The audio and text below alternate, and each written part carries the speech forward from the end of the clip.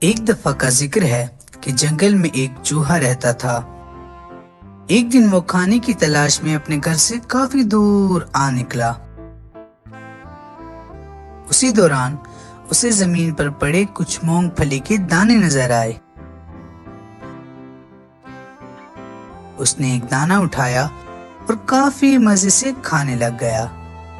پاس ہی ایک شیر سو رہا تھا۔ چوہے کی مونگ پھلی کھانے کی آواز سے شیر جاگ اٹھا اور غصے سے کہنے لگا، ارے یہ کون گستاخ ہے؟ کس نے میری نیند خراب کی؟ چوہے نے جیسے ہی شیر کو دیکھا تو ڈر کے کہنے لگا، شیر بھائی مجھ سے غلطی ہو گئی، میرے کھانے کے شور سے آپ کی نیند خراب ہو گئی، خدایا مجھے معاف کر دیں۔ شیر بہت غصے میں تھا۔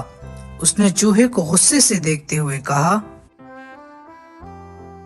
تم نے میری نیند خراب کی ہے، تمہیں تو سزا ملنی ہی چاہیے۔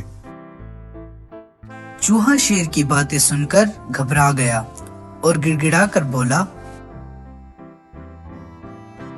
شیر بھائی مجھے جانے دیں، مجھ سے غلطی ہو گئی اور میں آپ سے معافی مانگتا ہوں، میں آئندہ کبھی بھی اس قسم کی گستاخی نہیں کروں گا۔ شیر نے جب چوہے کو گڑ گڑاتا ہوا دیکھا تو اس کے دل میں رحم بھر آیا۔ اس نے چوہے کو چھوڑ دیا۔ چوہے نے یہ سب دیکھ کر شیر کا شکریہ ادا کیا اور شیر سے کہنے لگا،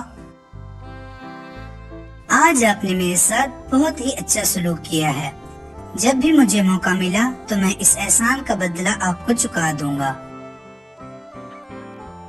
شیر چوہے کی باتیں سن کر دل ہی دل میں ہنسنے لگا اور سوچنے لگا، بھلا اس سے ایسا چھوٹا اور بزدل سا چوہا مجھ جیسے بڑے اور بہادر شیر کی مدد کیسے کر سکتا ہے۔